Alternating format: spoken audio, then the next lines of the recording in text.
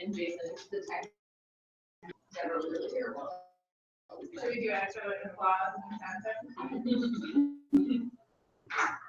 Or if you're up front, you see everyone is sad. Everyone is not.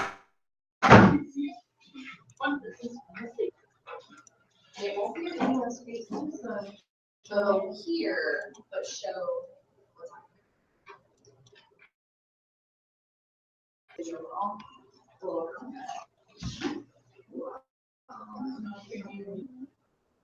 Yeah. Is it showing? Welcome. We'll find out later. All right. Cool. So I'm just so excited to see everyone all together in one place. I feel like I've got to see everyone in different aspects throughout hiring and everything else for a while. Hello to our staff who's not here. We're so excited for you to be getting us. So, cool. So we're gonna go through a lot of stuff tonight. Everyone to be able to come into summer and just feel like they know what's going on. They know how to prioritize their time, like what they should be thinking about, which really should be like that much of a thing for people in your summer. We want everyone to feel comfortable because people are already in varying levels of stress over making transitions or like starting new. So we wanted everyone to feel good about it. You're going to get a ton of stuff at a really high overview today, going through stuff. If you want to just like jot a survey after we're done, so that any burning questions you have, you can like. I don't expect this is going to be like the forum where we talk about different things. If you're wondering about what we'll follow up later, this is just more to get everyone kind of on the higher level, same page. Do you have a question? Yeah, we can probably answer it in this moment of time for that. And we also,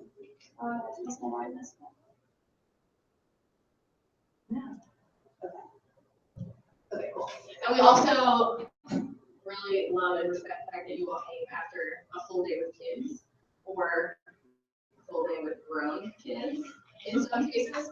And so want to be respectful of time. So we're going to go through a lot of different things today. First, we're going to get to know the people in the room, which is fun. We're going to talk about just like a higher level overview of what our vision, mission, and values for our school are, why we do what we do, what is our place within the broader KIPP network, just so everyone has moving forward and what that means. And then also talk a little bit about just staff expectations, just so you feel like you know what's going to be expected of you in a little more nitty-gritty terms than we may have gotten to in the hiring process. We're going to then talk about academic vision, talking through all the blocks of the day, but then focusing in on our literacy block and our math block, just so you have that. Finish up talking about student. Cool. So, okay, I'm not messing this up. So, very first up, vision, mission, values. I feel like this is, none of this is going to be news to anyone, but our objectives for the next like 10 minutes or so is to talk through so that you can articulate what the vision, mission, values for our school is, so that you can actually be able to do something. You feel like you internalize it, not to a super nitty-gritty degree, but you feel like you know. And then also talk through our priorities coming in this year. We don't have a ton of data. We're still rolling every year because kids just left on Friday. So we're not to that level yet, but we have taken where we were mid-year, where we were toward the end of the year, and really use it all to synthesize like where we need to push next year for the next level, and our school as a whole for the next level. So we are going to talk about that, just so you know. So with some of our cutest little babies, we're going to talk through do now, give them brief history. We're going to do a gallery talk if that's how we're able to get up and move, and then talk through priorities and wrap up where we switch gears. So on a post-it, before we get started, choose whichever one you want. For you, what is your why? So why did you pick education? Why did you pick KIPP Unite in your first or second grade for next year?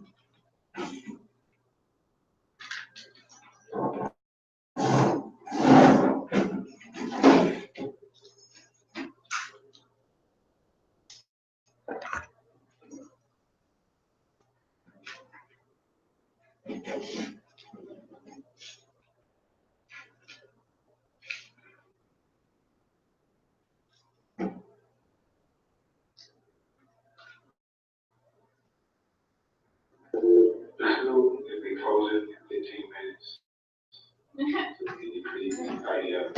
remind them, I already told them.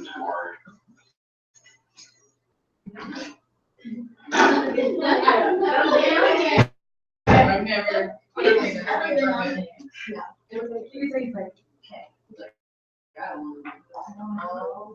still think there were lots of problems.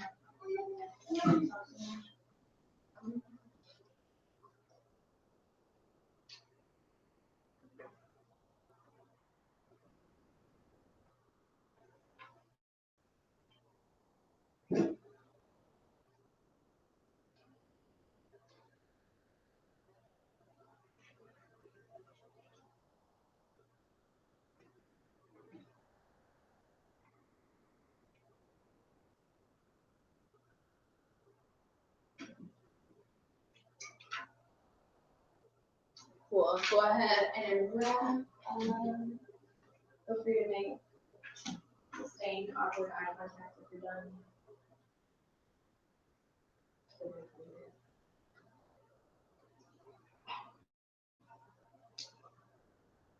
Wonderful. Okay. So, we're gonna do a quick look around. Almost everyone on the party knows each other, so this is what it is. But really quickly give name, hometown, college, where you were, or what you were doing kind of last year, or where you still are currently. What your role is next year, and what you're most excited about, fun or interesting facts about yourself, and then one of your why questions. I will not start. So, my name's Brittany. Hi. I'm originally from Lexington, Kentucky. Went to the University of Kentucky, which is where I said I would never ever go, but scholarships came calling. I have been here. This is now my 7th year, going into my 7th year at KIPP in the city, and then I taught 2 years prior to that in IPS. I am still in the assistant school year, at our school next year. I'm so excited to have 2nd grade. One fun fact is I'm picking a dog tonight. So I got to meet him yesterday. I have lots of pictures if you would like to vote on what is your personal favorite. There's 2. I'm taking a straw poll. Okay, your vote gets double. And then for me, one of the reasons I'm so very, very excited for our school is just seeing us grow into having 300 kids next year. It was really fun this afternoon. One of the kids I taught when they were in 5th grade, who are now sophomores in high school, had their little cousin with them at school today. I still don't know why they were here, but they were talking about she's 1.5, how fun it's going to be for her when she gets her in kindergarten. And that just full circle, which is really fun.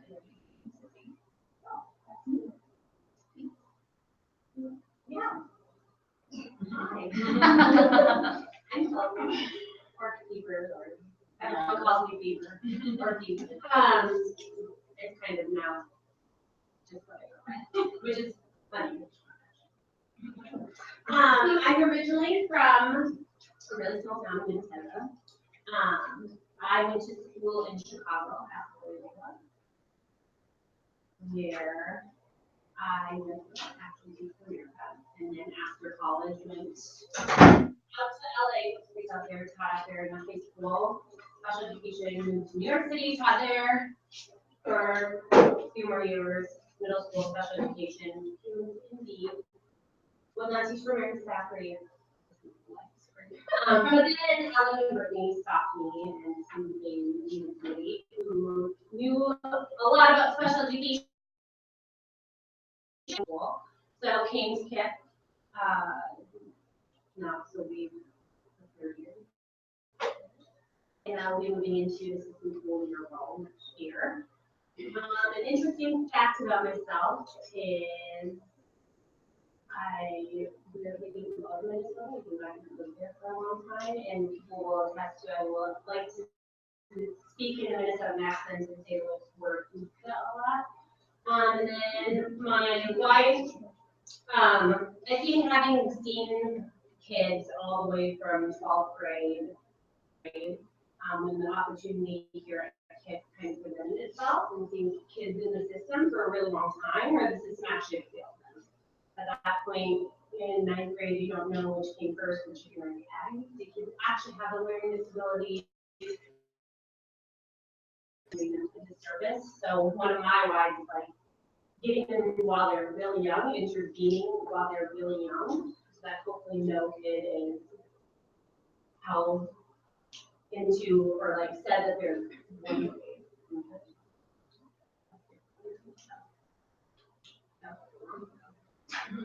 Hey, I'm Shay. I'm from Lorraine, Ohio. I went, yes. Can everybody pick 2 or 3, like not every single thing about every person that you're most, the ones you're most excited about? Lorraine, Ohio, I went to Big Ohio State University. Last year I taught kinder. Next year I will be grade level chair for 2nd grade. I'm super excited about 2nd grade. My question was why I chose 2nd grade was for the opportunity to learn new curriculum, as well as to meet with some of the students that were here in the founding class of 2027. One interesting fact is I love lions, and in Africa I have to walk with lions.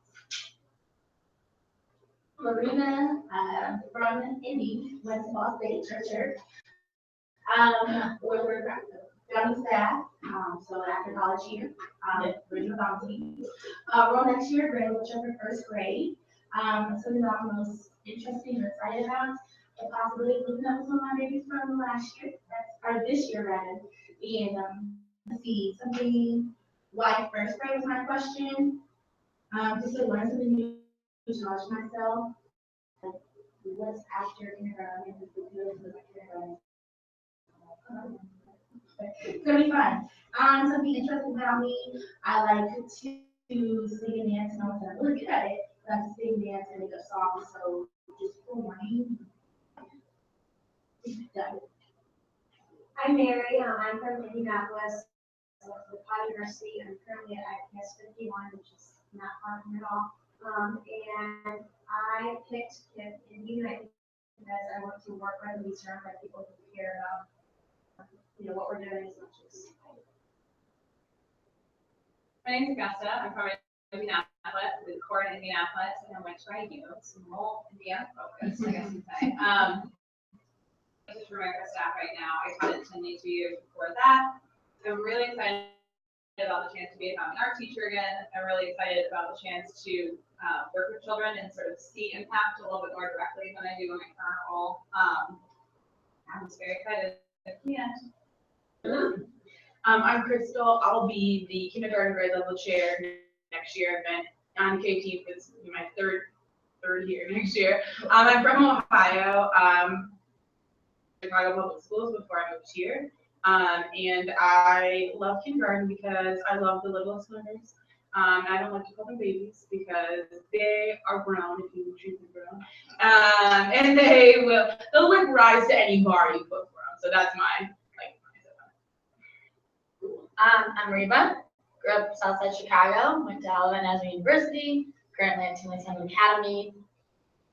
Teaching next year, which is cool, but I'm teaching here. I'm excited. I'm teaching children, and that's something that's not kindergartners. Thank God for people like you. I'm most excited to work in an environment where the educators.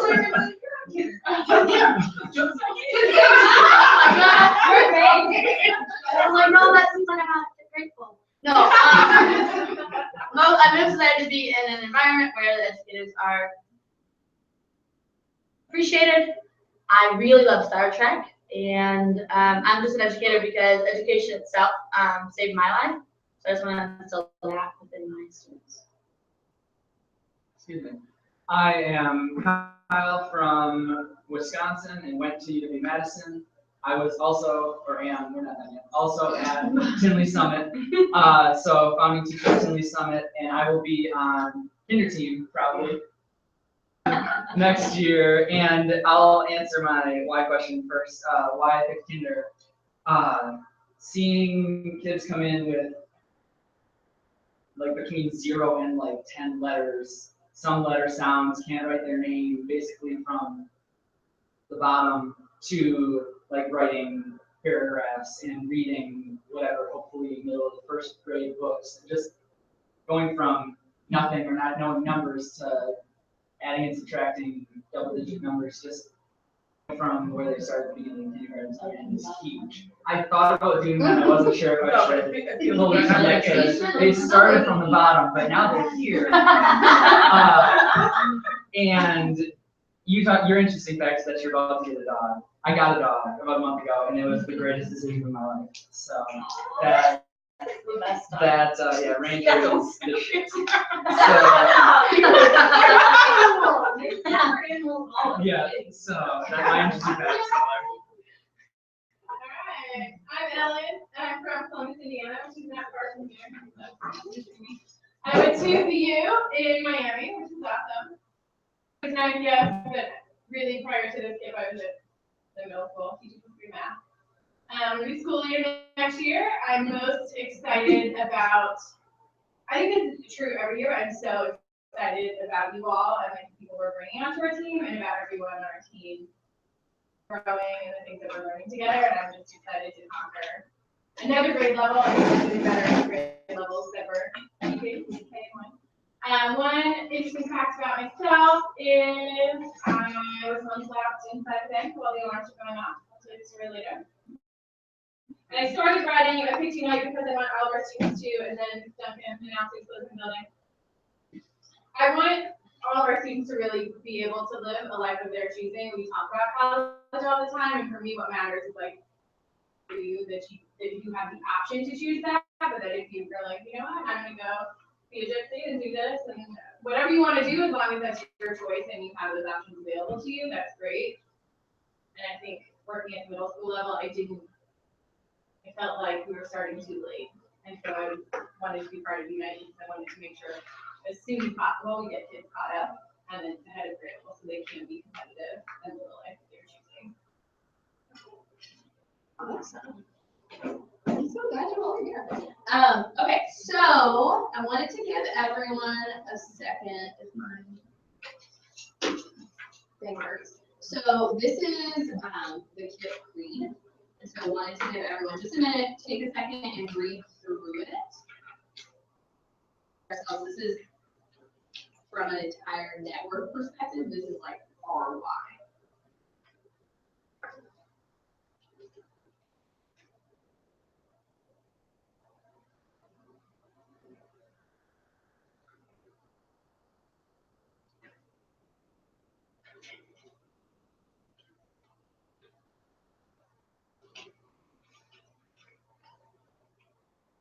So we talk a lot about team and family. We talk a lot about working hard. And this, for me, every time I read this, really gets me back to like, this is why I do what I do and why I am so lucky to do what I do with the people I get to do it with for the kids that I'm lucky enough to do it for.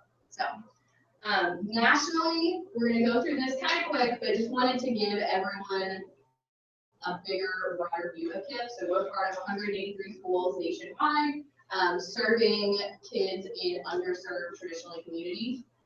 So we're all across the network, but one big reason I'm so thankful for this is we get to build upon the brain power of so many people across the country who've done it before us or are doing it alongside of us. And so we'll talk a lot about the network, and it'll feel like that because we'll go to a training in Columbus or go pop up to observe a school in Chicago. And so there's a lot going on besides just us, even though we're in this one little place sometimes. So more broadly, we're eventually going to have a K-12 network within the city.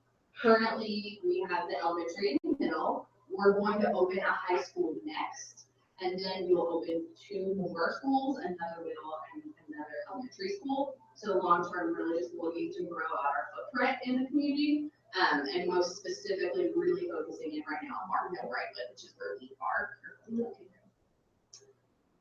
So long term, 2021, we will be operating 5 schools, serving about 2,500 kids around the city. Now for our little home. So I'm going to pass out something that just outlines our mission, vision, and values. If you want to start here, 2 pages. And rather than me like talking at you over and over again, I'm going to give you a chance just to take 5 minutes or so This is our document. You'll see it again later on, but this outlines what our mission is, what our vision, what our core values are. If you just want to take about 3 to 5 minutes, read through it, mark it up however you want with what really resonates with you, and put it on, jot some thoughts on post-it notes, and then put them around the room. Vision, mission, and values, either what really resonates with you, what you're super excited about, what questions you still have. It's time to process on your own. Go use it.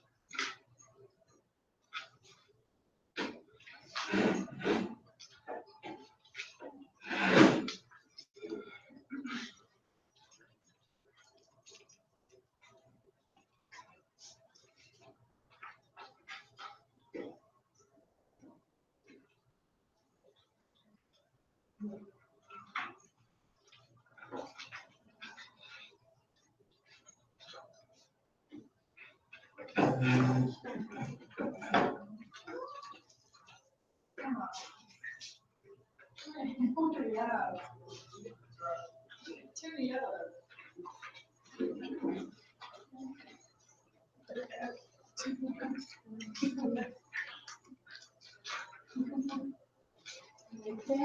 about 1 to 2 more minutes to finish up.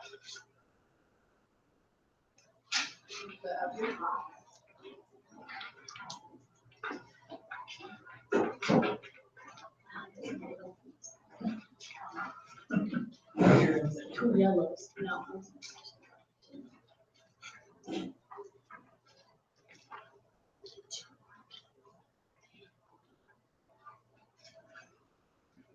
I'm just trying to remember where that came from.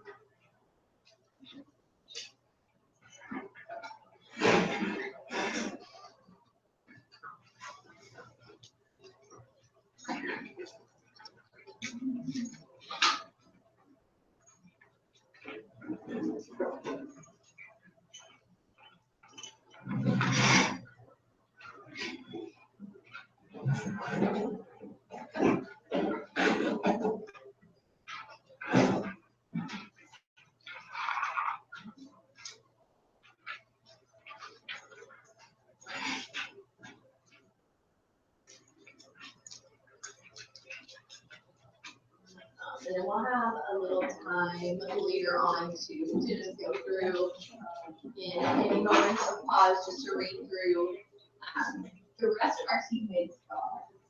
As we're wrapping up, it's kind of like one or two people share out what was one thing that really resonated and stuck with you. You know, I love, so, have making sure kids have a love of learning, they feel love in school, and they feel love not only from the teachers, but from the friends as well, and they feel love. I love the story or called out specifically, and I also love the phrase, to get them to and through college. That's something that's actually changed in more recent years too, to make sure we're not only paying attention to our kids getting to college, but staying in and actually graduate. This is just a couple additional core beliefs that we really believe for staff and students. If you want to take a second and read through them, I'll read it out.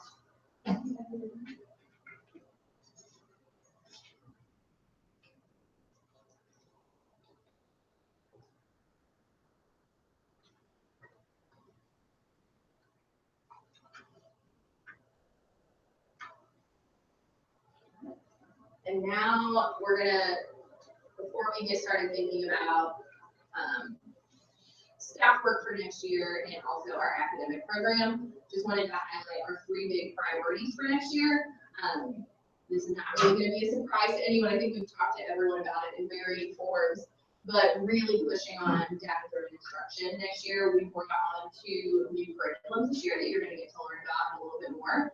And so kind of the next phase for us is how are we constantly monitoring student progress and adjusting our instruction to meet their needs. So that's going to be something from day 1 of onboarding we're really going to be focusing on and building our systems out for. Additionally, aligned systems and routines. We're so excited to bring on our first teacher in Augusta who's going to teach all 300 kiddos. And so we know that as we're expanding and getting bigger, there's some things that have to be consistent for everyone so that we're able to have a school-wide routine and culture around things. So we'll be rolling those things out as well. We also want kids to just feel like this is a predictable environment where they know what's going to happen next. They know how things are going to be handled so that they can be their best selves every day. And then the last one, we're still working on a fun tagline for this one. So if you have any ideas, let us know afterwards. But we really want a calm, cool atmosphere where love is felt in everything. So I think that was the theme for us. But how are we showing it to kids? What do kids hear? What do they feel? What do they see in action for all of us? And so those are our 3 big ones. And then we're gonna go ahead and go into staff expectations. So Ellen's gonna come on up. All right, this is stuff everyone has questions about. I'm gonna try to go pretty quickly, but please chat me if you have a question. or something doesn't make sense. So, starting with the staff calendar, and I'm actually gonna pass one out to you. It says draft from April because I accidentally made 100 copies of the color copier. So it is correct. Yeah. Turned out all right because the color copier was broken today when I was there. So take one of those and pass it. If you want to take 5, if you want to wallpaper your house with them, you can, because I have a lot.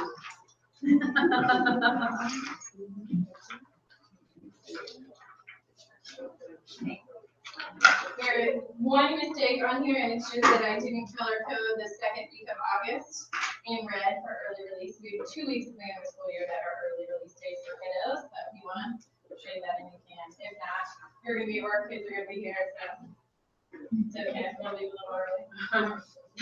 They'll be actually closed.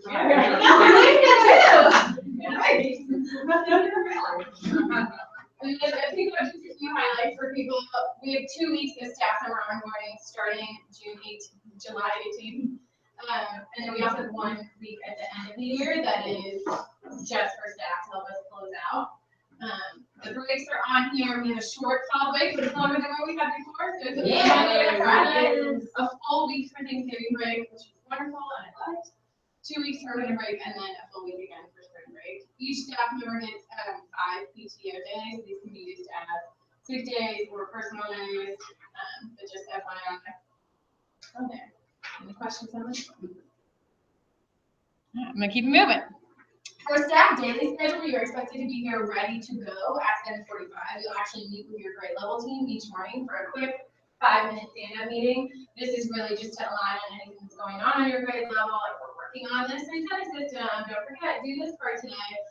If somebody's out, here's a coverage adjustment, like just making sure everybody's ready to go. You can get here as early as you want before then. You can only go to 6.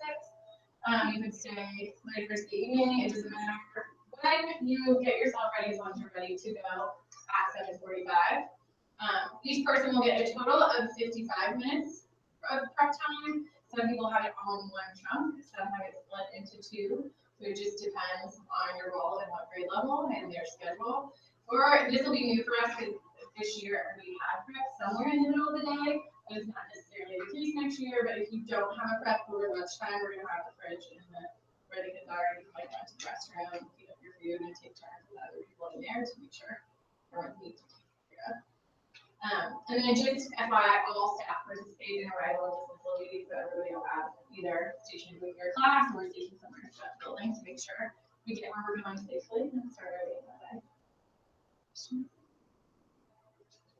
All right, keeping it moving. Staff collaboration and PD time is really important to us. You already received a survey on this, I believe. But one shift that we're making is it's going to take place after school this year. So next year. This year we have staff meetings, grade level meetings, as well as parent contact time after school.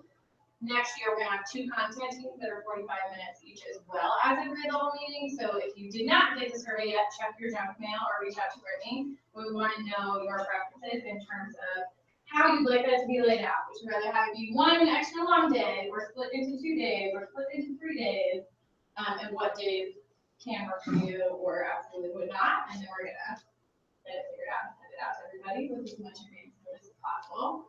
We also have 6-week cycles, so you'll see on the calendar there is 1 red day, which is an early release day, and 1 yellow every 6 weeks. That is a staff data day, is what they were named, but I've included up here some of the things that take place on day-to-day. We have regional meeting, we do a lot of teaching awards every time, which is exciting.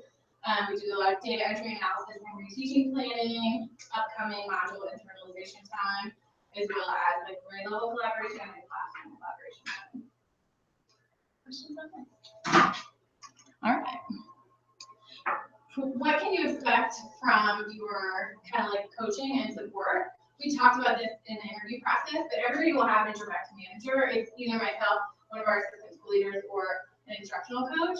And you'll have a weekly time, it's your time with them. It's your one-on-one, we call them O3s. And this is just like your person. This is the person on staff who is going to get to know you the best, who you can talk to if you've got something going on, if you have questions, if you want to process through something, if we're going to be proactive problem solvers and work together to persevere through challenges, we need to be able to communicate. So that's really our main venue to make sure that that happens. You also have your grade level chair, and we have all 3 of our grade level chairs here with us this evening. They're your lead on your grade level for what grade level culture and grade level initiatives are going on. They're often going to be your very first resource if you have a question that's about the execution of something, and they'll lead your weekly grade level meetings. And then we'll also have content leads. There's a lot of the same people, like as a math person. We'll help lead content teams, but that'll also be done by lead planners and other teachers on grade levels. Lead any content specific PD as well as provide.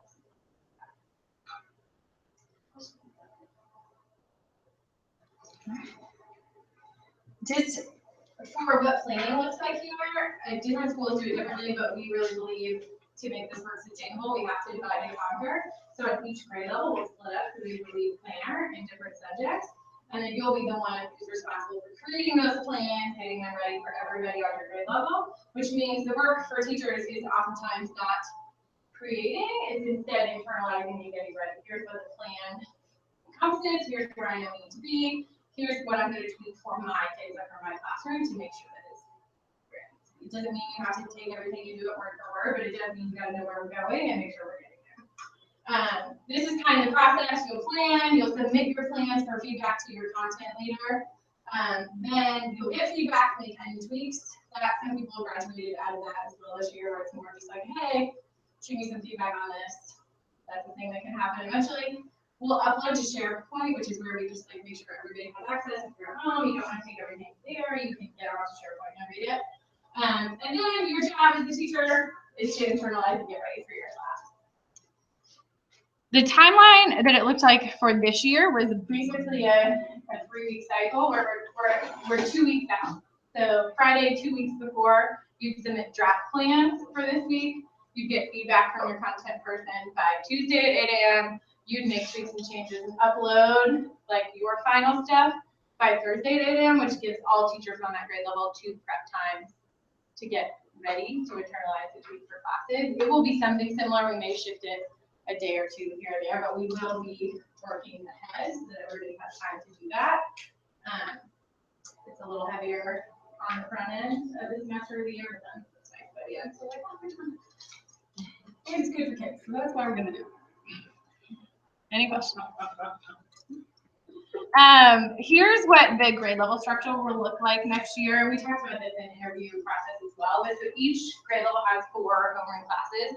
So this is first grade, so you can see. So there are 4 homerooms up top, all named after colleges. Then each homeroom has their own lead teacher. This person is like, this class is my class, like I'm with them all the time unless I'm on prep. Then there's a co-teacher that shares 2 homerooms. These are just as much their classes, they're just as much as part of the classroom culture, but their schedule looks different because they're going to go and do guided reading and literacy rotations in both homerooms, and then they're going to split their time during math for both homerooms. This is also the person who covers prep for both of these people. So there's an hour a day in this room where the lead teacher's not there, and this person owns an hour a day here. Depending on when that is, they could be leading instruction, or it could be like lunchtime, middle of the day. Then, and we're super excited to be adding this role, there's an interventionist sped person at each grade level. It's both academic as well as behavior support to make sure all of our kiddos are getting what they need, whatever that is. And this role looks a little more flexible than other things. There's a huge chunk of their time at the middle of the day and the end of the day where we tend to have more blow-ups or issues where we can help be proactive and say, you know what, like, we're going to have like these 5 friends who eat lunch separately for a while until we are ready to eat lunch with everybody else because we don't want to do it or whatever we need. Any questions? All right, I'm going to go into the academic overview. You have some pretty detailed slides. I'm not going to read everything here, but just go through like what are the components of our day, and then we'll dive into the most important components in a little more depth. So here, just broken into literacy, math, and other. So balanced literacy, we do message time plus, phonics, word study, guided reading. We use a blended component called iReading on the computer during rotations. We use centers during rotations, and then weekly is our big chunk, which is reading and writing. For math, a little bit less on all the components, but we do counter math every day, and then our curriculum is called Your Reason Math. It's based as engaged in your curriculum, so it's a Common Core online curriculum from New York. And then we were using ST Math as our blended component, as well as next year we're excited to try out CERN, which is a blended component to Eureka. Other stuff we still do, it's important. Science, social studies, enrichment, we're super excited. I guess you have no idea how excited that are. You're coming, as well as kind of our character components that we're doing, morning meetings, living circle, team and family is a weekly great little celebration. At the end of the week, we give out awards, prizes, and then we eat kids snack and then go to recess. Only kindergarten snack. So I'm actually, in the interest of time, just gonna like roll through all of these. If anyone has a burning question, like what is that? Please ask. Message on class, morning message. Phonics. One thing to know for phonics, we do it leveled across the grade level. Your whole grade level will do phonics at the same time, so we can have 7 groups for phonics, and they can be exactly what they need, and nobody's sitting in a phonics group and they're like, I'm not ready to do blends yet. What are we doing? So we use foundations. Literacy rotations happen in every class every day. Guide reading, we believe, is the most important part of our instructional day, and we'll really push everybody to be using data to make it as purposeful as possible. While kids are not with a teacher in a guided reading group, they are on iReady or doing literacy centers. Yep. Ta-da, ta-da. Wheelie, we're going to talk about in more depth in a minute, so I'm going to keep going. Any questions on balanced literacy? I know we all got that. Yeah? All right. And for math, we'll do calendar math for 10 minutes every day. The rest of our math block will be focused on their Eureka math curriculum. It's awesome. I love it and challenging. It's different than how we learned or we're taught math. It helps kids get a more conceptual base, knowledge base. Here's a sample of what math is going to look like, and this is new for our team too. We're shifting into this for next year. The goal is really to be able to take this curriculum and differentiate for our kids. And so we're going to have 3 30-minute rotations for math. So if you are a lead teacher in a classroom, here's what that looks like for you. You have 3 rotations. You have 1 group, that's maybe your higher group, teach them the concept development, like the meat and potatoes of the lesson, and they get to do some of the practice with you. Then you're going to teach another group. We have the option of having a 3rd group if you need to do that for your class, or to have that 3rd time as like a remediation enrichment time where you can pull students based on prior day of data or, last formative assessment from last week and make sure they're getting what they need. When they're not with you, they're either on the computers on CERN or ST Math, or 2 days a week you will have, they'll be centers independently. 2 days a week you'll have a co-teacher in your room for math. They will take the lead on 2 components of Eureka. It's the application problem, which is like real world problem solving, and fluency. So that's the like automaticity. Can I do all the things that I need to do to be able to problem solve and do these higher level concepts? So they're going to own those portions of Eureka completely on those days. The teachers can focus on concept development. Keep rolling because we're talking about that a little bit later. We're really excited. We had some classrooms start kind of piloting this at the end of the year. It's going pretty well. Other parts of our day. This one's important. In contrast to the other one. Nothing else we do is important than this. Just kidding. So 25 minutes of our day each day are focused on character, and we know this is just as important as academic foundations for our kids. Like, can we work together? Can we problem solve? If something goes wrong, do I know how to advocate for myself, have a productive conversation in a non-violent, safe way? So we focus on character development through our 4 core values. So there is a planner, just like there's a planner for math, we take some planning for character, and we may be working for the whole month on love, and then each week is kind of broken into some different ways that we can show love, and into like micro mini lessons or stories, or here's a famous person and how they show love, etc. And then we have a few other things that help support, and we'll continue to add to this, but using the peace path as a way to solve problems, for example, or talking about calm down strategies, like this is a place where that can live. And then we also use it as a place to practice our college chant, do shout outs, celebrate things that are going well in our classroom, set goals, and then come together on Friday and team and family. Big celebration. All right. we do teach science and social studies. It'll be 3 days a week for 35 minutes. And we are so excited for everyone. We are working to get also a Playworks coach here, so that's not final yet. Telling a lot of people, so it better happen. But that will be, it's like PE, but not PE class game time, and they're working together to problem solve. They're getting up there moving. And they also help facilitate safe recess and playtime. And when you serve meals, we do nap for kinder, we do recess. If you don't know yet, we are receiving a Kaboom playground donation right up here. This Saturday before school starts will be the bill. All right. Our schedule is jam-packed. I have it to pass out, but I'm actually going to hold and pass it out to you later because you're going to look at it and want to spend a lot of time diving in. Just do a turn and talk to the person next to you. Just what is the implication for us as teachers and for our kids when we have so many things happen to it in that long day?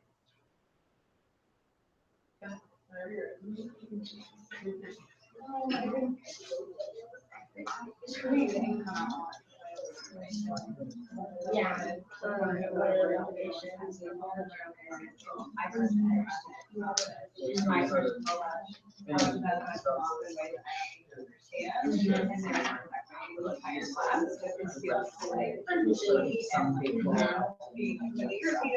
you know, whatever it is. Yeah, it's true. There's also just like, I know, I was having things on all the time, but I can't go off on tangents. Yeah, I think Because as you do, fancy to do. And you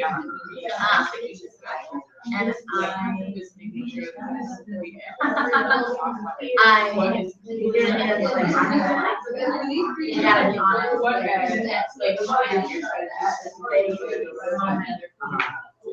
Which for me, So it's not like you fail. it wouldn't be, like, you wouldn't be able to, or capable of teaching. That's what I'm saying, like, the implication is how they're figuring it out. I have a tendency, because of weakness, I know I have, but I will pick up right in the beginning. I have this to get distracted, especially if the kids. All right.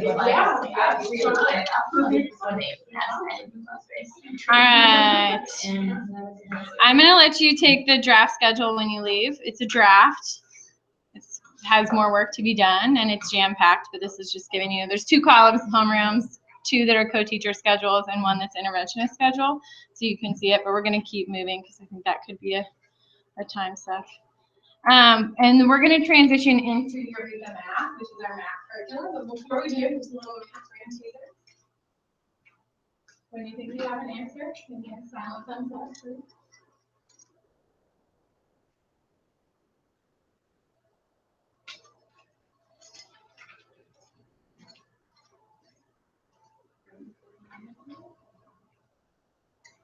Now she doesn't. She can't see me. It's not a trick.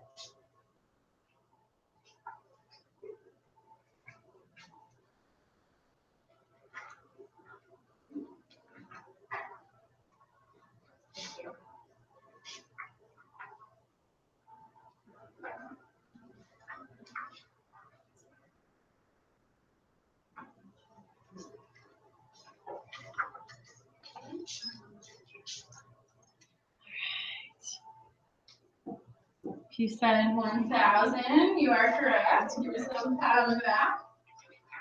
Not a trick question. I know. Confidence, you're like, is it 1,000? Not a trick And 1, there you go. So we're gonna get a high level Eureka overview, just like what is it, and we'll get to look at the module for a short amount of time together today. We will spend a lot more time together during those 2 weeks in the summer for onboarding, getting ready particularly for module 1, which is the first one we'll start with your grade level. And then we'll spend a lot of time throughout the year making sure that we're ready as teachers to teach each module, and then the rest of our time together will be spent really looking at data Did we teach them the county tour? If not, what can we do to change it, or what else do our kiddos need? This is just so you can see how Eureka is set up. So there are 6 take modules for each grade level. It's just like unit. Within each unit or module, there are topics. So within topic A, topic B, topic C, topic D, there are individual lessons or objectives that are broken down. We are excited to be adding topic assessments at the end this year. We've used this year already, and we'll continue to likely use. They have as well mid-module and end-of-module assessments to help us measure where kids are. But that's just the setup of how it works. Each individual lesson is broken into these parts, and we're going to shift it a little bit here. So each lesson in Eureka is fully built out curriculum from pre-K all the way up to high school. Every lesson in that whole thing is done, which is great because we can use other grade level resources if we need to. But within the lessons for K through 5, there are always fluency exercises. There are always application problems. There are like the meat potatoes that we talked about, the concept development, and then the student practice. And then there are exit tickets for all grades, except Kinder does not always have an exit ticket, and we just pick a problem instead. It is 180 days from start to finish. So we have work to do in terms of getting started pretty quickly within the school year, as well as sometimes deprioritizing certain lessons to make sure that what's really important we're spending time on. This is just a map so that you can see, it's hard to see in here, but what it looks like from pre-K all the way to 5. The reason this is awesome is if I'm working on module 2 in kindergarten and I know that that's practicing geometry and students are struggling, I can go to a similar module in pre-K and see what is it that they should have learned already or that they don't know, and use that to help you, or go to another grade level higher. It's something we really weren't able to do this year the way that we had it full group, but we'll be able to leverage more this year. So we're going to actually dive in and get to know the modules a little bit. Everybody has a module in front of you. They're different sizes, as you will see, but you're going to take just 5 minutes and focus in on one portion. So for example, Mary, Kyle, and Crystal are going to look into their modules and focus on concept development portions of the lesson, as well as problem sets and the debrief. When we come back together, you're just going to share, like, what are some of the things that you've noticed? So think about these questions. You can explore on your own, or if you want to get with your group, we broke into groups as well to share takeaways. Awesome. With them for 5 minutes, so just gonna be enough to watch your own. Yeah, no, I'm saying these are actually, I thought they were the same. No, this is great too. No, everyone has a different grading module. That is just because I didn't want to make copies of them. So these are all different, and they're only 2 in the back.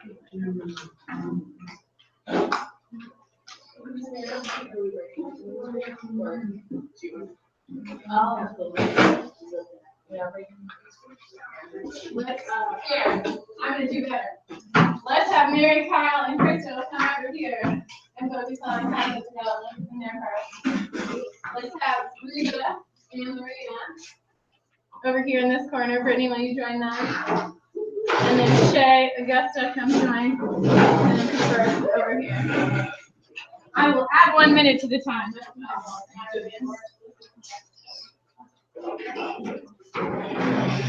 I'm gonna move this right now, sitting on the floor.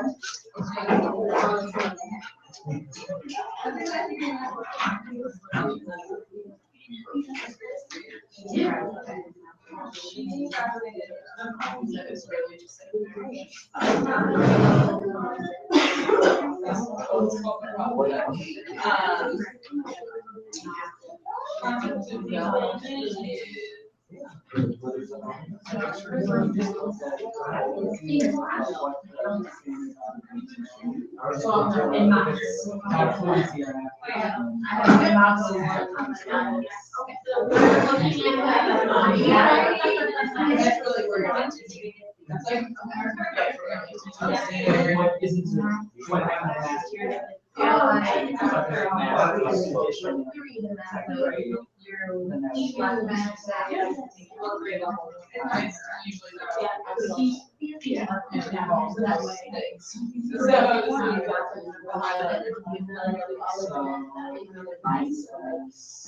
Foundation for students to master something.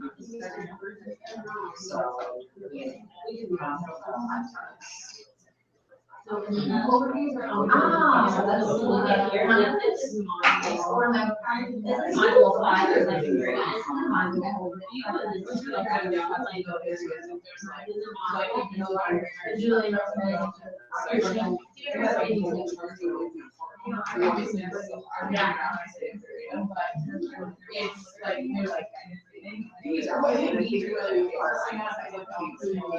You don't have to say, you don't, someone's gonna like, we're going to take this, we're going to, you're not gonna say, you're trying to know where you're going and know that. Clearly, these are learners that, like, it'll, some of them are longer than others. So like, I don't know why it has to be because sometimes you're going to split.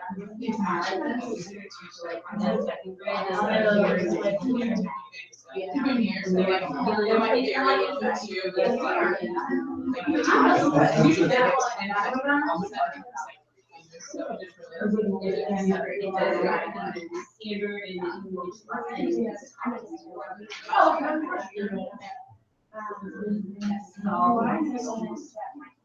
Maybe they'll be just the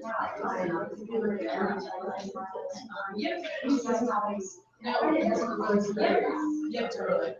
Yeah, no, we use like the guys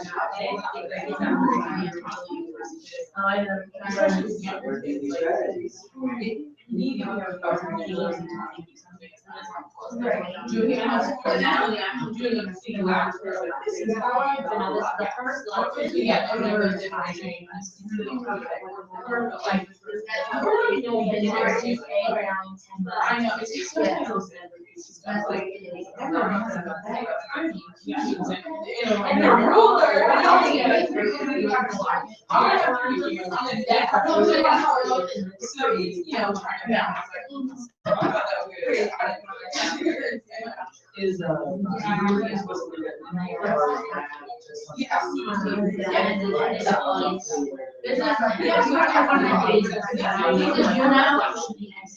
it's like a variety of questions here and all the academics.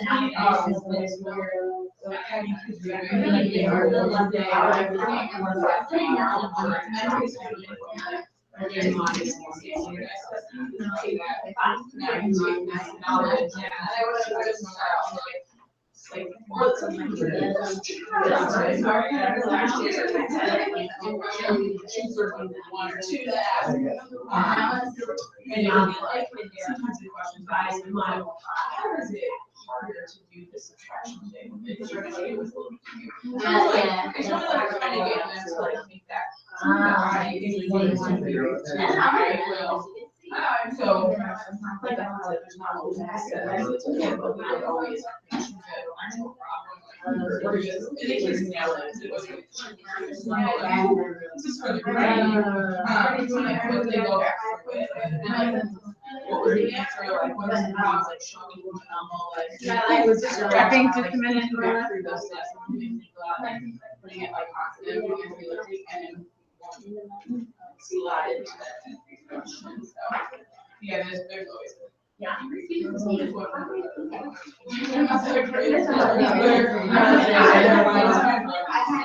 So, the magnet, like, keeps whatever it says here, doesn't go in the middle, just make it,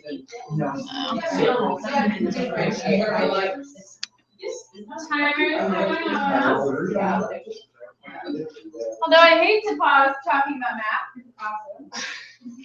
Let's share some of what we learned in our 5 minutes of study. So please have one new to KIPP staff member just share out. What is something that you noticed, or what are your answers to these questions? Great. We're gonna start with, I guess. So I was saying, not that I don't like know what all, like I get how this is broken down. I never had, like, I have my color C, it was not a handed we did reading mastery, which is very different. So like this is the most in-depth unit that I have worked with for something in 2 years since I first started. So it's good to see that there's like such an area for scaffolding in your room. But I was also, I think I was having a hard time finding like the mid-month. I spent a lot of time being like, where's the right paper? So, that's okay. We looked at the fluency routines and application problems. We just really like the, obviously these fluency students are all quick, but they take like 5 to 10 minutes. I just like real quick hitting the scale. But they're fun things that the kids will enjoy doing, which is also great that it's engaging. And the application problems, the real world, the different ways we can change. Like, it's the application problem that changes so much. Like, it's your classroom, it's your kids, it's things like that. And then different ways that we can use application problems to do more group work and student centered.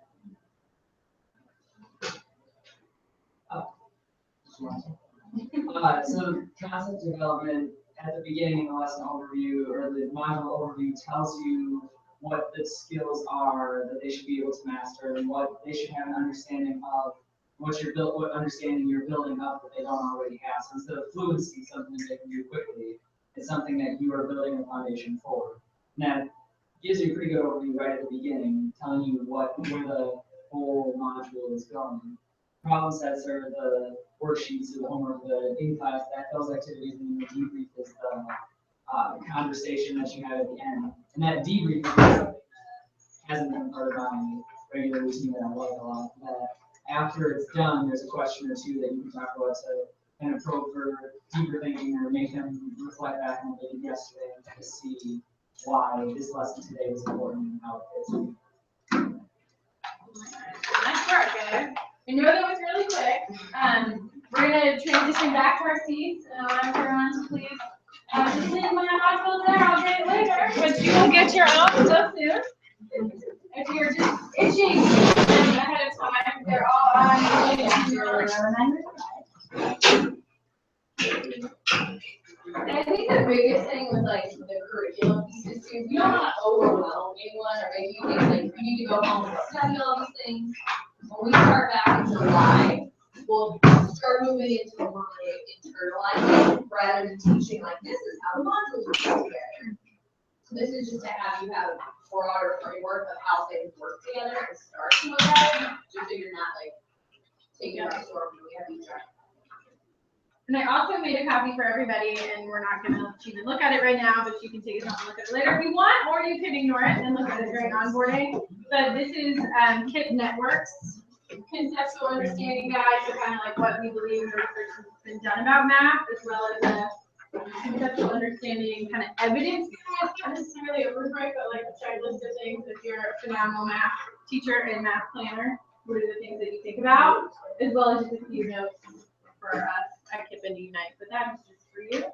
And then here also, you'll get a KIPP share login when we get started in the summer, and you'll be able to access resources that other schools have used, as well as like certainly Eureka is not a KIPP thing. It's being used across the country and it's being adopted by more and more places. So there's like a ton of stuff on Teachers Get Teachers that's from Eureka, or stuff that's from Engage New York, which is the same thing. They're just bringing it, tweaking it slightly and selling it for $85 instead of giving it away for free. So that is Eureka Math, the quick and dirty. Does anybody have burning questions about it? No? All right, we're going to keep moving then. Ta-da. Or we're not, because I messed up the computer. 2 weeks.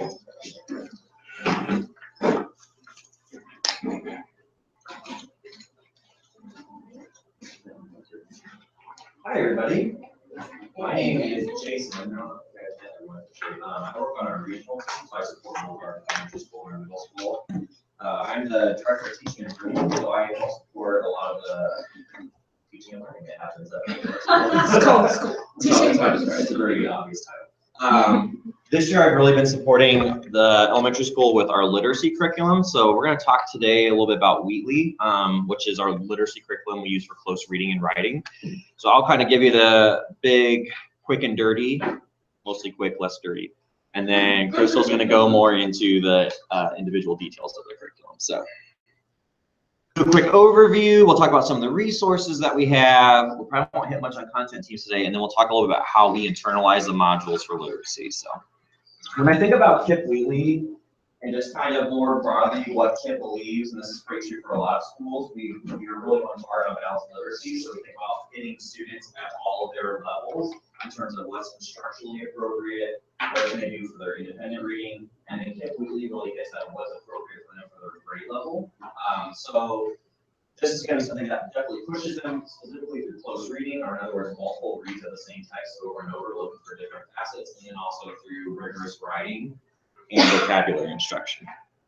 The reason it does that is because when we look at the Common Core and the Indiana standards, which is kind of mostly Common Core when it comes to literacy, there's basically these three main shifts that we see when we look at the new standards that have been rolled out. They need regular practice with complex texts that are at their grade level and use academic language. We also need to make sure that we're constantly pushing them to ground their conversations in evidence, making sure they're always going back to prove their thinking. And then we always want to make sure that we're incorporating more nonfiction, which if we think about like traditional Readers and Writers Workshop and other things that are really popular, especially at younger grades, it gets really easy to get really fiction heavy. And so I'm really excited with Wheatley, the fact that it's a true 50-50 balance between fiction and nonfiction that kids are being exposed to. So when we think about how Wheatley's structured, it's always going back to like these three main things that are the shifts in the Common Core. Basically kind of the backstory with how Wheatley was created. Up until just a couple of years ago, every KIPP school kind of did their own thing in terms of creating curriculum. So you have some people who were doing workshop, you have some people who were going back and just doing like teacher created lesson plans, and it definitely led to a lot of teacher burnout. It also really wasn't pushing the rigor of what students were being exposed to daily. And so KIPP partnered with Great Minds, which is similar, which is Engage New York, the whole consortium from New York, to kind of create a curriculum that hit at a lot of things that KIPP believes in. And so over the last year or so, we kind of rolled out this initial version of it that over 100 KIPP schools have been piloting. We're one of those KIPP schools here at Unite, and they've been revising it periodically throughout the course of the year. And so we're getting ready to do version 2.0 going into next year.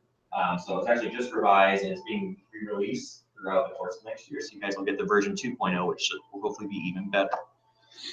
When we think about how it's designed, basically, it provides teachers with lessons, very detailed lessons, similar to what Eureka looks like in terms of the scripting that's there. It also provides TDQs or text-dependent questions, which really help teachers to frame lessons and guide students through the thinking that needs to happen in each of the texts that they approach. It also goes through the 4 phases of close reading, which you'll learn more about during onboarding, but basically starting with a literal understanding of the text and going through deeper meaning of like author's craft, conceptual understanding of the larger meaning of it, and so on. It also gives them really great exposure to high quality, engaging texts that are all structured around a similar theme, which Crystal will talk through what some of those themes are in just a second.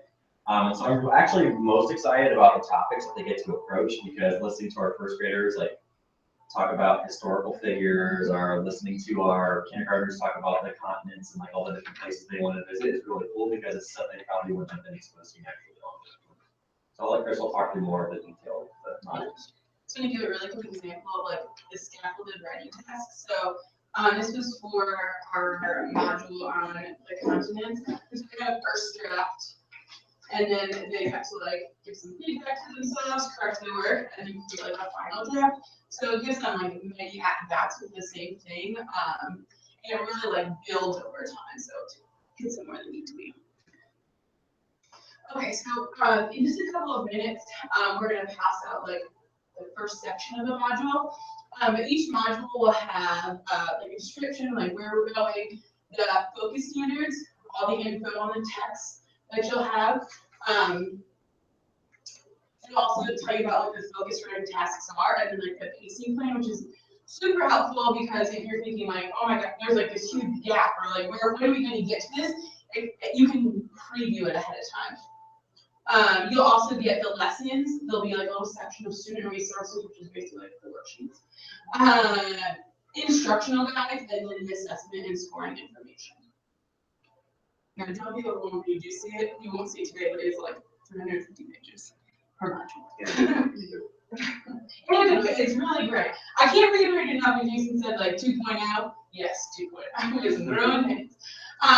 So module 1 was just the early version, was actually just released on May 27th, so we got a little sneak preview of what's to come, so that's really exciting. So each grade level has 5 modules. We'll only get to 4 of them because like now there's like not enough days. So each module is 35 to 36 lessons long. Usually the end of module takes a couple of days to finish. Students read fiction and informational, as well as some poetry. And then students will write about whatever genre they're writing, whatever genre they're reading about.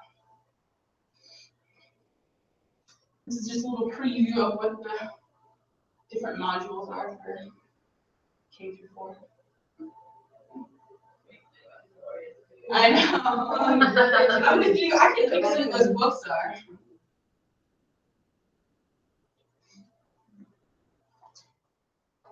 This is just kind of what Jason was talking about before. You might know this person. She might be, or she might not be. The lessons are built on the 4 phases of close reading, and they include multiple reads. So what we'll do it depends on the book, but close reading is reading the same book multiple times. I'm finding different things each time. So what you'll find is some of the books will only be a teacher copy, but for a variety of the books, they'll be like student copies as well. So students will follow along with you, which is awesome, and they love it. They feel very grown, and it is really important to them. So, and like I said before, there's a really good 50-50 mix of fiction and nonfiction, which even if they came with a book, like a little bit hesitant about it, it was awesome, and they learned so much. We just got done putting on report cards, and it was like, can tell the main topic of a nonfiction text. Yes. I felt very confident with that. So just take about a minute to read over this. This is just a little overview of writing, as we talked about before.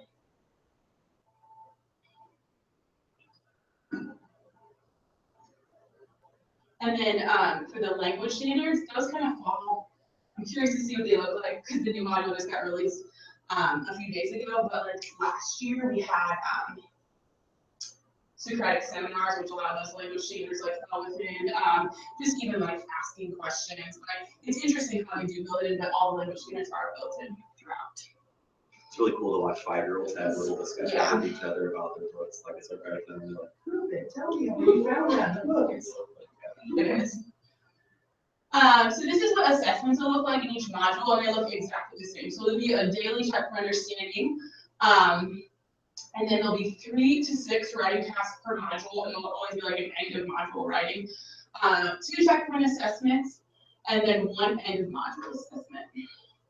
And the checkpoint assessment and end of module assessment, they do on the computer. We have a program called Illuminate, and it's really good practice for them getting ready for like math and state testing and stuff. But the daily CFUs can be a variety of things. Sometimes it'll just be verbal, sometimes it'll actually be like, depending on the grade level, like them actually writing something related to this. But that is something new this year, so we're really excited to see what that looks like. So Jason will now pass out the weekly calendar.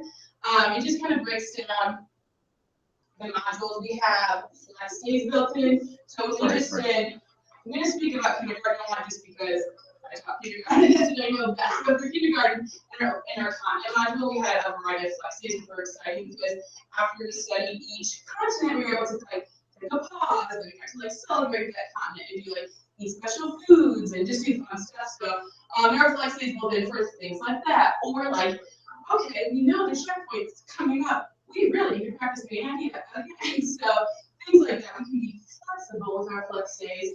Also, if like a snow day pops up, flex day, a variety of things. So as you see, like by the end, you have more flex days. That with the millions of things I'm sure you guys are feeling now that go on at the end of the school year, all those flex days are definitely necessary. Do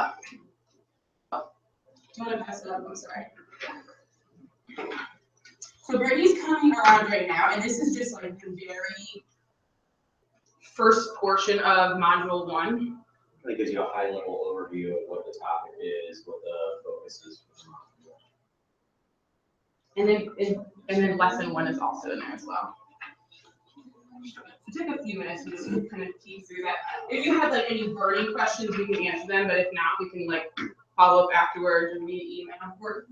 Like you said earlier, we're gonna really dive into this much more later on this summer. This is just kind of like high level, get your feet wet. You cannot ask me questions.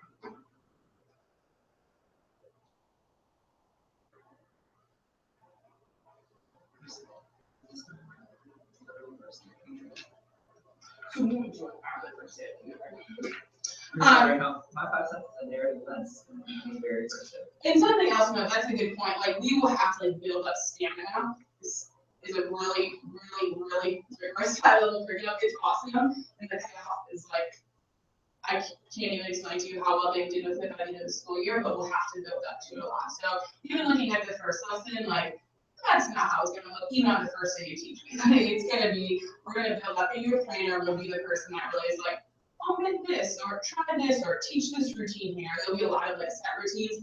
That's also another really nice thing about this is, even though you're switching and going from topic to topic, the routines they build in are consistent. So there's like a new book routine, or like if they're studying evidence and text with post-its, like stuff like that is really consistent throughout. So there's a song they sing every day before they get ready to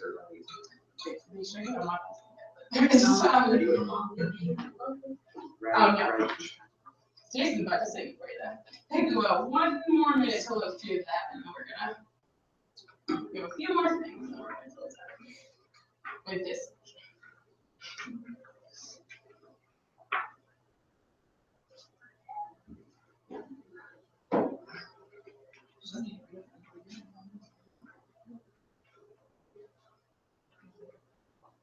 And so just thinking about like all this super rigorous high-level curriculum, what does this mean for you? So just like that one person per grade level will plan for your team, so not everyone has to like fully dive into this and make all their little annotations and all that stuff. But in content teams, you'll be able to go through like the whole internalization process. So like even though you might not be the planner for this specific topic, like you'll know where you're going. Like nothing's going to be a surprise. We'll go through like assessments, whole group, like whole grade level, stuff like that, so that everyone knows exactly where you're going. But then on the day-to-day, you'll just be responsible for looking through lessons and like daily internalization. So like the lessons are pretty rigorous, and there's like a lot of text there. So just figuring out what is necessary so that I can be studying this concept to kids, so that kids will be able to go through that check for understanding at the end. Can I get 2 people to share something that they learned about weekly? They did not know at the beginning of this. I love that it's 50-50 nonfiction fiction. When I was teaching literacy, like my students struggled so much more with nonfiction, and catching it young is like the best thing. I mean, it's all new. It's all new to me, so there's a lot. I'm Oh, really excited with the flex days. Pumps me up. It's an interesting part of the curriculum. I'm used to. Yeah. And it's nice because in the content teams, like if things are going really well and you don't need to use those for like making up stuff or reviewing something, but you can do something that really gets kids excited about reading. So that's all we got for reading. We have 2 more parts left around team culture and parents, but if you need to duck out and go to that room or you can say that, but feel free to take care of yourself.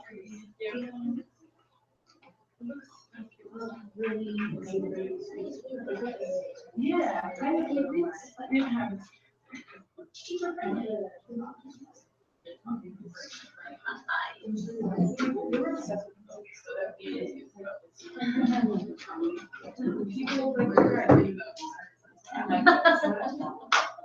I like that you do the 6-figure person that goes over the top. You can see the body underneath.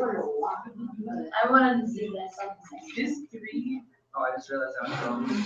This 3. That's the one. Oh, okay, so I did go the right way. Sorry. Yeah.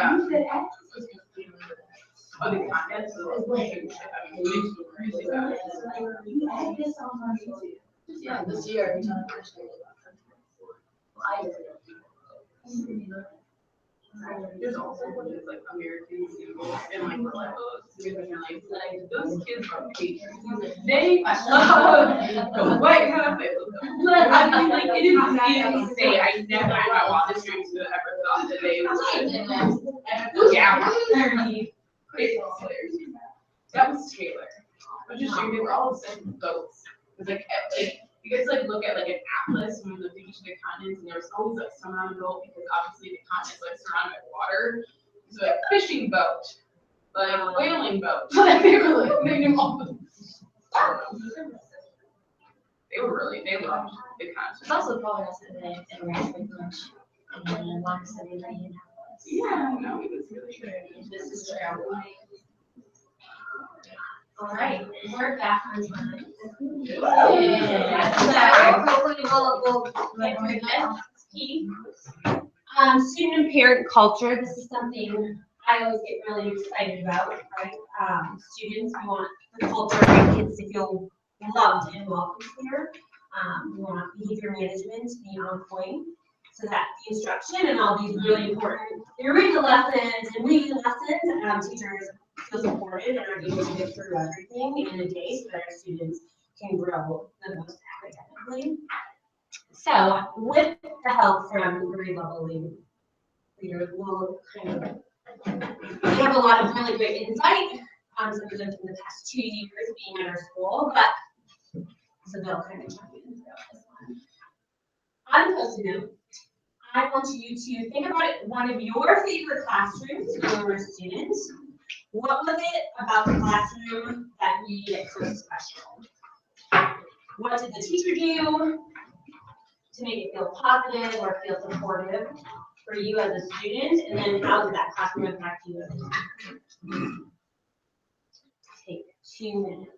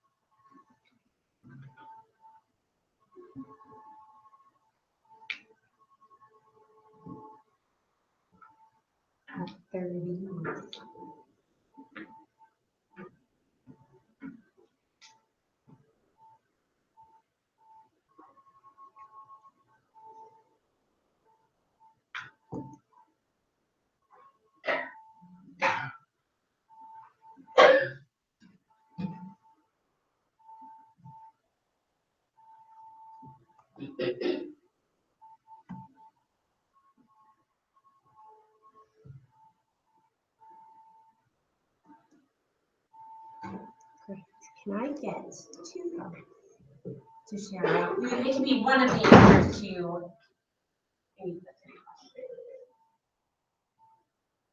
questions. My 6th grade grammar teacher took kind of like a special interest in me and made me feel really valued as an individual, regardless of, what was going on in the classroom.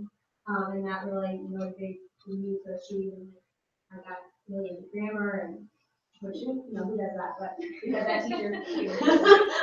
Yeah.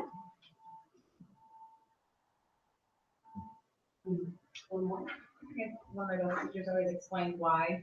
Behind it was big for me. The rationale. Great. Thank you for sharing.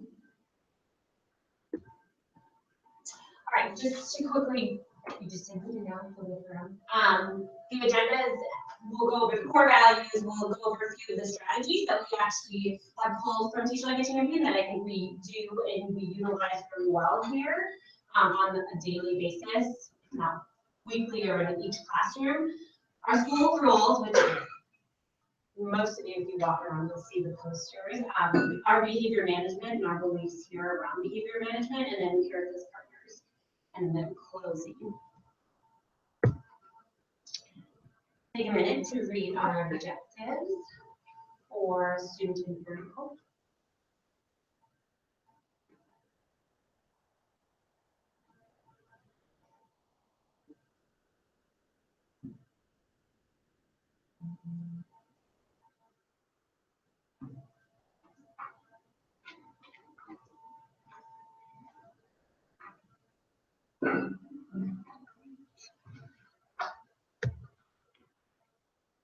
So I think when we think of student culture, the biggest question always is, how do we want our students to feel here at our school at Unite? And this is kind of where I want our grade level leads to kind of chime in as well. And you also having teaching experience already have in your, like your own idea, in your own mind, in your own classroom, what you wanted your students to feel each and every single day in your classroom. But I'm gonna let our grade level leads kind of take it from here, and what do our students want to feel when they come through that door every morning here? Something that we definitely strive for is to make that initial contact when they first come in the room. So whether it's a handshake, a hug, a high five, smiling face saying good morning, and that's something that we have really pushed in the school, that in both locations, whether it's buses or walkers, that they're greeted at the door initially with that great good morning. You get a high five, a hug, or handshake, or elbow, you know, and then get that every now and then, elbow. It's cool, it's not right there. But it's definitely letting them know that they are loved. And I think something that I truly strive for when I think about the students here, of like how important it feels that they have a teacher who, you know, cares about them both in and out of the classroom. That's something that I've worked really hard on, establishing a relationship with both parents and students so that they can feel like, oh, like, I know I can rely on this girl when I'm at school, but if I have a question on homework, or I just want to tell her, Jalen, like, went to Mr. Jordan, last day of school, like, you coming to my church and come visit? I'm like, okay, we're coming, like, just things like that to let them know, like, to just make that commitment of how I want students to feel here, that, hey, you got me both here in and both out. No, it's really like, I'm a big on love, so we do have the same thing when they come in. And then for, you know, coming into the classroom, I was like, good morning, I have kids nicknames, like, good morning, my name is Oats, like, hi, my name is Oats, and like, he smiles. Because we make her like those type of little things that you probably don't think about, but it makes kids days and stuff like up. For like, I'm gonna have a good day, he's gonna love me, I really say, I love you, even when they're upset, just to know like that way, or I will, because I love you, I'm doing this, to really get it in all aspects of the day, whether it's like a good moment, or whether it's like, man, it's okay, like, let's do the calm down strategy, and like, those type of things too, that no matter what aspect of the day it is, they know they feel loved, and say in school. I think our students at Unite really want to feel like supported and successful. So, like really setting that high bar for them, and then like supporting them, meeting them where they're at, and like really celebrating their successes as they get there. Also making that just like a culture of like, we support everybody, so we like shine here. And so, you know, we taught it at first, we modeled it a lot, but then it doesn't even take that long for them to kind of catch on themselves. So say we're asking them to really difficult TDQ during weekly, like if the kids come stumped or sitting there, like kids will just like shine them. So like they want to feel like successful, and they want to feel really supported. And just like celebrating them, it was like, I'm just on this like high of celebrating after we just get done with all this testing, but like just like really supporting them and letting them know it's because of their hard work that they put in, that they're there. Definitely. I think our big thing too is really highlighting our core values for our students. And this, I think, rolls into a lot of the character development, like Ellen spoke to about character development here specifically. We have somebody who's dedicated to planning that for our students. They're all focused around our core values. So I guess not really number one, because you kind of already looked at this and did that when you did the Post-it notes, but I think maybe thinking through in your, maybe take 1 minute, like think of a short scenario where we would be exhibiting these core values, or our students would be, and then what it looks like in action. Then I'm gonna have our 3 grade level leaders give concrete examples of what it looked like this past year. Maybe some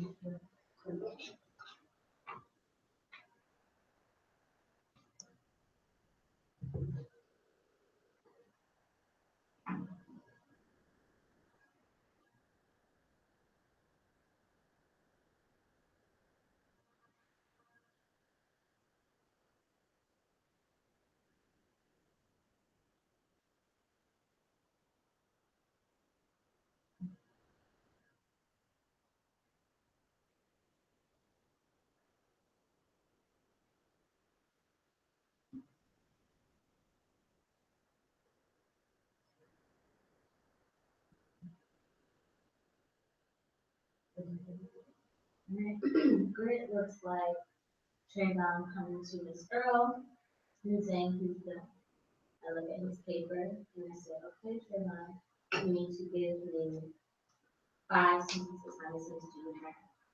1. Okay. You need to give me 5 sentences. So Trayvon goes back. Trayvon comes back, he has those 5 sentences. The sentences don't have a capitalized letter, they don't have punctuation. He's didn't think about some of the words or the question that he's supposed to be answering just real fast. So he goes back. Comes back, and I give him 1 more academic feedback, and he goes back and goes, all right, I'm done. And so I use it as an example. Oh my gosh, guys, well, we have to stop writing. Trayvon used his grit because he really wants to be done. He was like, I'm done with that writing. I don't want to do this no more. I gave you what you want. I asked the question in 1 sentence. But he went back, tried again, then he went back again, tried again, and he got all of his paper correct. I got so excited with this. I didn't show how he uses grit.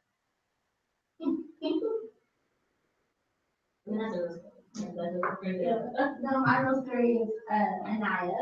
She has started doing guided reading, like she can read a book like excellent, like really good. So with 0 to like or less than 5 years, but it just takes her a little bit longer, like it takes her 2 minutes or 3 minutes to read a book. And her goal is step 4 on our literacy assessment. And so like every day I'm reading or practicing rates, and other kids are like practicing on reading errors or expressions. She had that down with rates. It was something she really wanted to work. She really worked on. So like the other team, like Trisha team, like they had a little timer for her. So her timer was you can do it, and teamwork, and so she's the first person I tested for step 4, and you know, it takes her like 3 minutes to read a book. She read that book in like 1 minute and 50 seconds, but time is fair, and like everybody was just like so joyful and just like, oh my gosh, you did it! Especially for guided reading group, because they know how like every day she's working on reading, like she had expression, and it's just like a really big moment for our class, like even like our kids who are coming to step 2 or step 3, just like, I know you've been working on that, so it was a really good moment in our class. I kind of teared up, but I get emotional, but yeah. Yeah, so on Fridays, we would give out sight word crowns. We do sight word quizzes every Friday, and you know, we've got some friends that, you know, maybe aren't so happy when they don't get things, and other people do. So even those special friends on Fridays, like showing like joy and love, and like especially when the kids, like they know the kids have been working extra hard to get that sight word crown that week, and be like, yeah, even though they didn't get one. So that, and for some of them that takes a lot, and that's like a long, they've grown a lot into that, but really showing that joy and love and like excitement for like getting that crown, and just like same with like the shining, like you don't even have to like prompt them, they know that that's just the thing they do, and yeah, they just love giving it a shine. They're good at that, even when it doesn't call for shine. They shine technology. They shine, it's like everything. We're gonna just shine. I think another cool part of this video is adults modeling core values for each other too. How do we infuse this with what we do with teams? Like we're not in silos, so kids get to see us using different strategies and values for the other adults, so they have positive role models as well. So I'm gonna let you, we won't go over all these, and also assuming maybe you have seen, maybe teach like 2 strategies before, but I will say that in general, these we kind of pulled out as like the top ones that we really do try to utilize every single day to create a very welcoming, warm, consistent, joyful, hardworking environment for our kiddos. It's kind of mainly most of the strategies we do use, especially I think here around our behavior management and what our kind of our core belief is, like the warm, strict, married in, right, what to do directions, and then of course positive grading.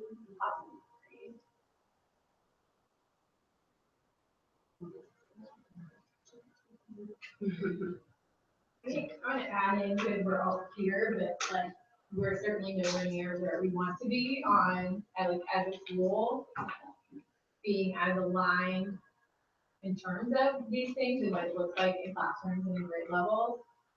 So I think especially towards the end of the year, things started to fall off a little bit, and we saw an impact on learning and just like learning environment because of that. So we will go pretty hard as a team at the beginning of the year to make sure that things are set up very clearly, like this is how we act here. This is a place where we do things right the first time. This is a place where we follow the direction right away, whatever it is.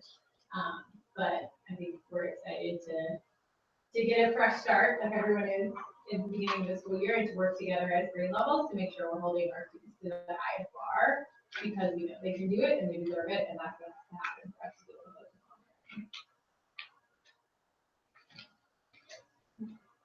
focus on. These are our school rules, so they all work hard. Be nice, stay safe, and change the world. They have a very cute song that goes along with it, thanks to a former teacher who used to work here. She made a really awesome song for it. The kids love it. You want to sing it? Please. The rules, the rules, the rules of our school. The rules, the rules, the rules of our school.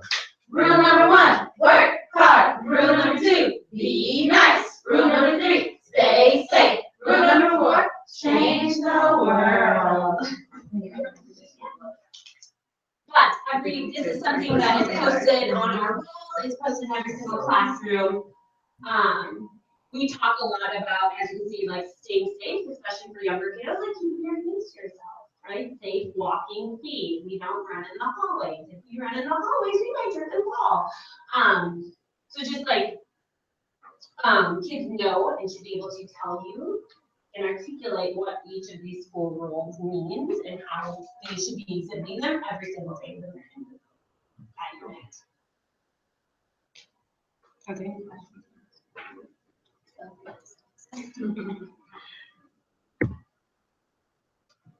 So these were just a few things that we kind of pulled out as to what we do in terms of behavior management here, and specifically around like positive incentives.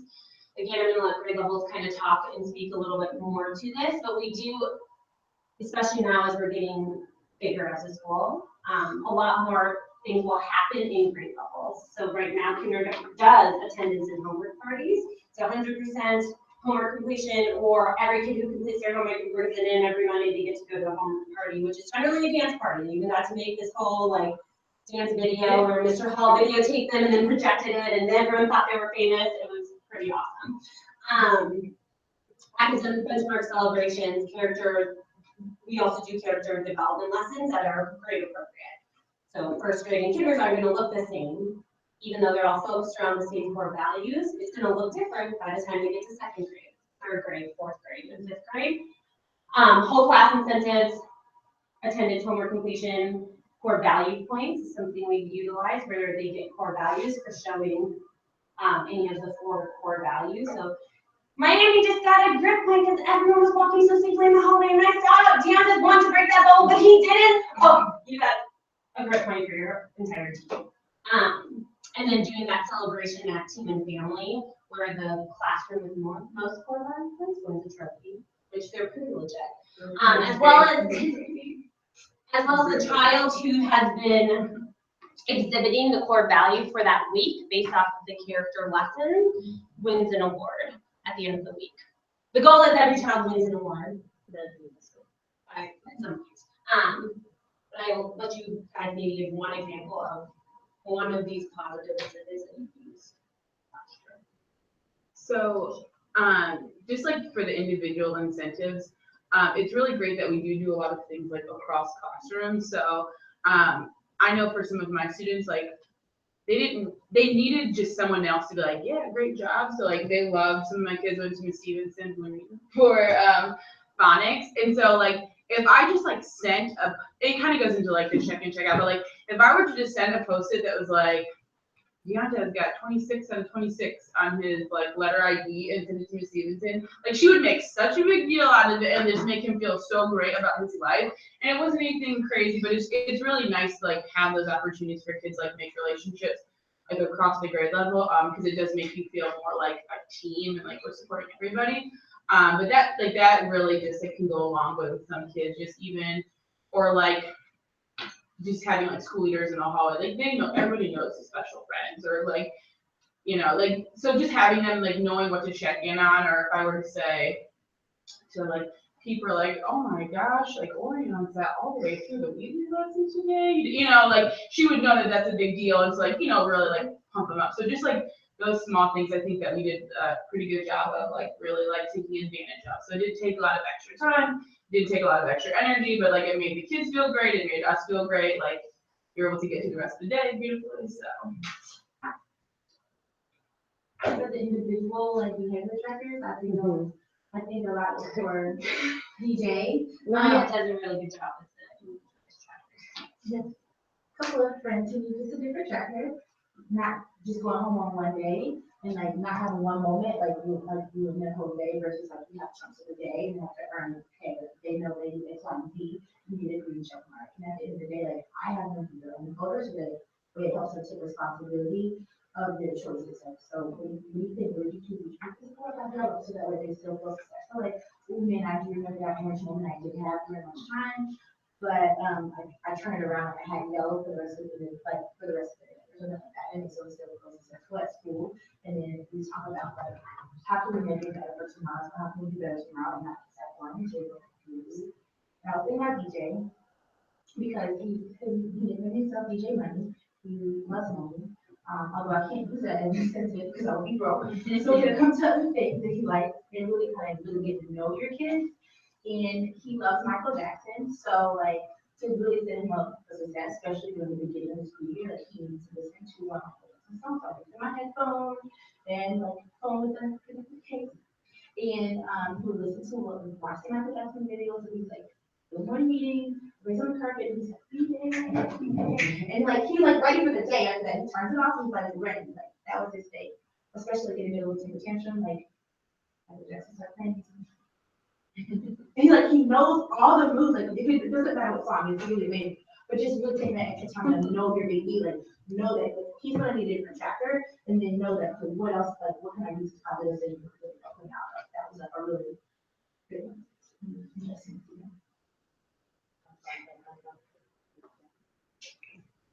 So you heard Lorena talking about colors. So we do a choice for part of our behavior management system. This is school-wide. We do a choices colors chart. Yellow means you're going above and beyond. You are knocked out of the park. You are on point. You have not made orange mistake all day. You are the all-star. Green is just everyone starts the day off on good choices green. Even if you had a massively red day the day before, meaning you maybe didn't make some great choices, everyone comes back the next day and you start fresh. On good choices green. And then orange is like, we made an orange choice. We moved down. But you're always, the great thing about this is very fluid. And so kids you can be on red 1 minute and then 20 minutes later you're on yellow. So that's the kind of the joy of it, is like you can always turn it around, make things better. What can you do in the moment? What choices can you make so that your day improves and you can get better? This is also what we send home to parents, so they know, and then they sign at the end of the day. To be transparent, there will be some tweaking along with the system. We're looking on a better way to track, so we know consistently these kids are on yellow, these kids are green, these kids are orange. That makes sense. This is, I'm trying to speed on that. This is Project Class. So this is, you'll see these posters in your classroom. This is just a way for kids to there's very clear steps for kids to follow in order to accept feedback. Asking the teacher a question, making a good choice, letting things go, moving on, paying attention, calming down. So there's songs that go with them and mini lessons that go with each of them. This is actually part of character development, in which most of your second, first graders will already know, but kindergartners for sure will be getting a lot of project class at the beginning of the school year. And then we also use DSAT. So this is just teaching kids to be advocates for themselves. If something's not going well, you have a little tip for somebody else, going to them, asking the teacher to use DSAT. There are clear steps as to what they need to do. You talk it out, say, I'm sorry, you nod your head, you're like, okay, no big deal, I forgive you. Handshake, high five, or hug, and then you move on. Any questions? All right, we really won't do this, but if you looked at these lists, so now we're moving into parents and partners. If you were to rank these people in terms of the largest influence to the smallest influence by the amount of time they spend with the student, I want you to pick out who you think would be the top person. Call it out. Aaron. Ellen, you're wrong. Which would be, yes, your parents, right? So we spend a lot of time with our babies, and we would like to think, right, we're the biggest influencers of them, their development, their learning, their growing, but realistically, it's their parents, which I think really speaks to a lot of why we want parents as partners. Right, they're the key levers that are going to help support you and the students to be successful while they're here. Sorry. 4 minutes. All right, we'll kind of go over. There are a couple of ways, like in person, as well as peer communication and feedback with parents. But I'll let you can kind of look at the list as to what we do. We do home visits at the beginning of the year. We have parents in the building, and then we also do events. And I'm gonna let each of Shay talk about something you've done really quick. Something that I worked this school year, just for me individually, was having parents as volunteers at the beginning of the year. If anyone's familiar with reading AZ books, a way to get parents in the classroom to see what we're doing. I had parents come in and they'd read me AZ books. I did a quick session on this is how you make it. I printed out instructions, and I had parents come in the morning shift and then afternoon shift. The morning shift was during our literacy rotation, so while they're doing centers and finds with me, parents will be either making reading AZ books or doing sight word practice with them. During the math afternoon practice, I would have parents doing flashcards. They would teach them how to play the games that I wanted them to learn how to do by the end of the year. So they earned it. They got to learn how to play bingo. They got to learn how to play sorry, Uno, and those are things they got to earn with that parent volunteer. There's a lot of other things I've done with parents over the school year. I'll share those later. Yeah, so she did a really good job of here, like having parent volunteers in almost weekly, on a weekly basis. So she did a really good job with that. And then in terms of our parent communication, like you saw, the daily behavior communication is that sheet that they get. They get a behavior sheet and a tracker that goes home with them every day in their folder. Classrooms do newsletters. So on a weekly basis, there's no specific template, and you can kind of highlight whatever you want. Phone calls and texts. Crystal does a really good job. She's constantly texting Marcus's mom, Deanna's mom, Morgan's mom. So that's why you get a work phone. We believe that this is so important that every staff member gets a work cell phone, so you really can be in contact with parents all the time. We do surveys, of course, like the Healthy School Survey. We also do they get the TNT? No. No. But and then we do conferences throughout the year. We do them 3 times.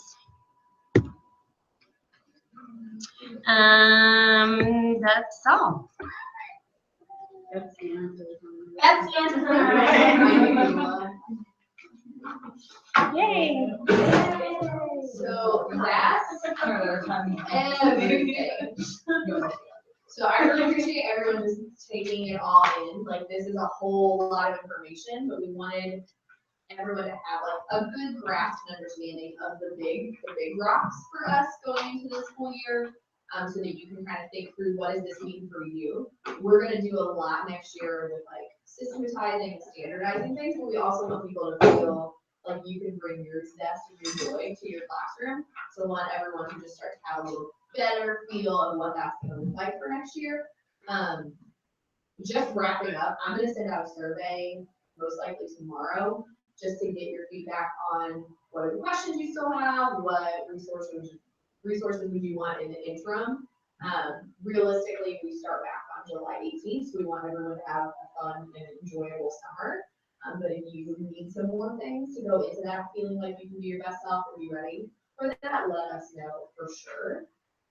But I really appreciate everyone taking the time. This was kind of like the heavier, big picture stuff. Is there anything else you want? I would say this was 4 different hour-long things last year. We tried to condense it down, but also we had feedback around like it was just too much for 2 hours to like be able to focus, or it was too high level and I would rather have just these things. Like, that's great feedback too. As we think about what works best for people, especially at this time of year. So think about that as well, please.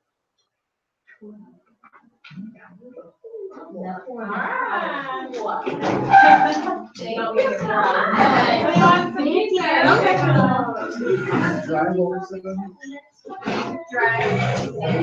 Oh, yeah, drive also Like, What we're done now, like- next year. she was through the end of the year and probably wouldn't be here. Oh, my, I- Yeah, she just came in on